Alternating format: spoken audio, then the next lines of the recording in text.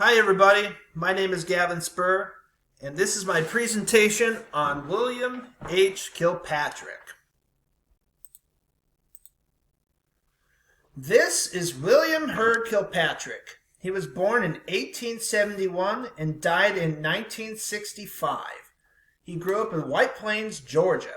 He came from a religious household. His father was a Baptist minister. Kilpatrick attended Mercer University in Macon, Georgia, and received a Bachelor's of Arts in Mathematics. He spent the next 5 years working in Georgia's public school system as a teacher and principal. He then returned to Mercer University to work as a professor of mathematics and was the acting college president. During his employment, he spent summers studying at Chicago University and Johns Hopkins University, where he received his master's degree. Interesting fact, he first encountered John Dewey during his time at Chicago, but did not find his theories impressive. But that would change soon to come. Kilpatrick left Mercer University in 1906 because the Board of Trustees had concerns regarding his religious beliefs, specifically his doubts regarding the virgin birth. In 1907, Kilpatrick enrolled for TCCU's doctoral program. At that moment forward, he would rise through the ranks as he becomes incredibly successful in academia. He was made a part-time lecturer in 1909, then promoted to full-time in 1910, and successfully defended his doctoral dissertation in 1911. It was during these early years he re-encountered John Dewey. This time around, he was fascinated with Dewey's experimentalism philosophy. From then on, the two developed a strong professional relationship throughout their careers. They often reviewed, edited, and even wrote passages for each other's works. Some examples include Kilpatrick proofreading and offering additional subjects to ponder in Dewey's Democracy and Education, which Dewey included in this work. Dewey read and approved Kilpatrick's The Montessori System Explained. Kilpatrick founded the John Dewey Society in 1935. Dewey even wrote an introduction to Kilpatrick's biography. Here is a selected bibliography of some of the works Kilpatrick either wrote himself or collaborated with his colleagues. Though a handful are selected, we will only focus on the project method, educational frontier, and the social frontier. The project method is heavily influenced by Dewey's experimentalist views regarding scientific methods of problem solving. This method places great emphasis on collaboration, democracy, and communal learning, to where the ultimate goal is creating a democratic citizen. Students using the project method would learn how to engage in discussion, rational deliberation, and make decisions that would best represent both the majority and minority. Teachers, rather than serving solely as leaders, would be facilitators or a guide to assist students through the learning process. Kilpatrick felt that students should engage in a wholehearted activity which created primary, associate, and concomitant responses. Wholeheartedness would be defined as an activity or subject which the student takes full interest to pursue further study or engagement. A primary response is what students need to do in order to complete a task. An associate response involves the ideas, skills, and information brought to attention from the primary response. And the concomitant response is what the students will need in order to complete the task at hand. Kilpatrick recommended 4 major classes of projects to be used for this method. These types of classes are a creative or constructivist project, where students write out scripts or letters which will be later performed.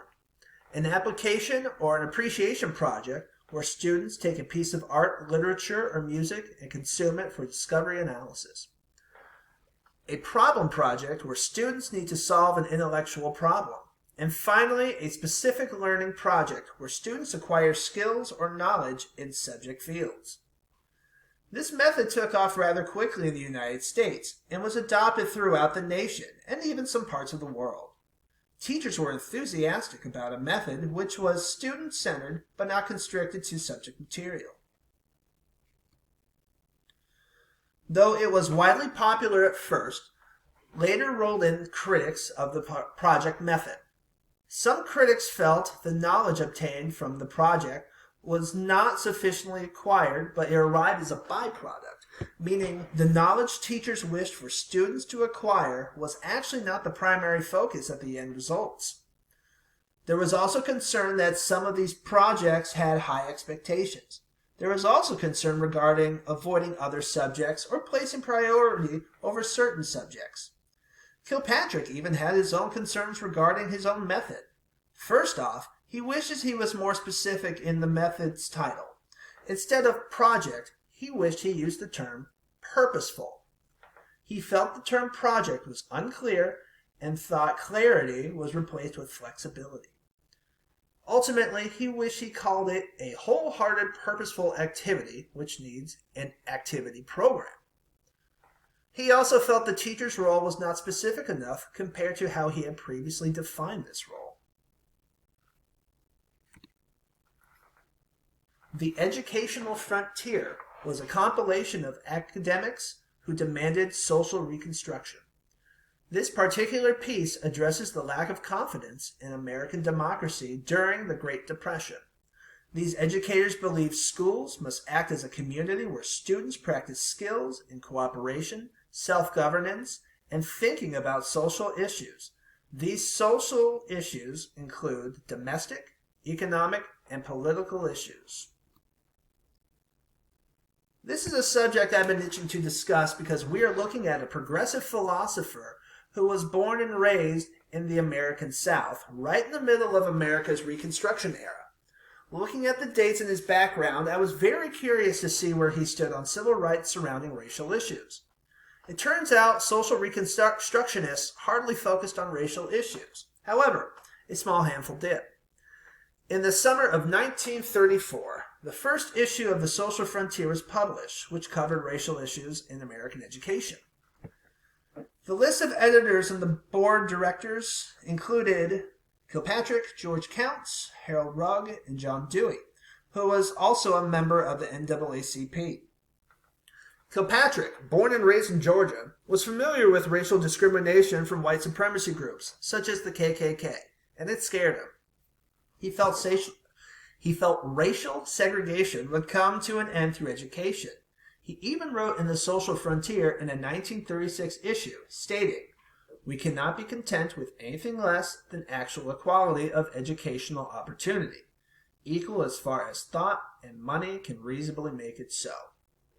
Though he felt this way towards educational equality, he was concerned with the backlash from the white supremacists, which is why he refused to testify in the Brown versus Board of Education case. He also served in many education-centered racial social justice organizations, including the Urban League of Greater New York, the Service Bureau for Intercultural Education, and the Council Against Intolerance in America. So, here are my discussion questions. The first one is, in Kilpatrick's suggested curriculum, he places learning specific skills as the last project. Do you think this item is properly placed in the sequence, or should he place this project before others? Where would you place this project? And the second one is, the ultimate goal of the project method is to create a democratic citizen. Do you think the project method alone can create a democratic citizen, or do other methods need to be put into place? Thank you very much for watching my presentation. I look forward to our discussions. I plan on responding to the first wave of posts on Friday after I come home from work, and we'll post a follow-up discussion question for everyone to ponder and deliberate. I will make a second wave of responses on Saturday around the same time to follow up on your ideas and inquiries. Once again, thank you for your time.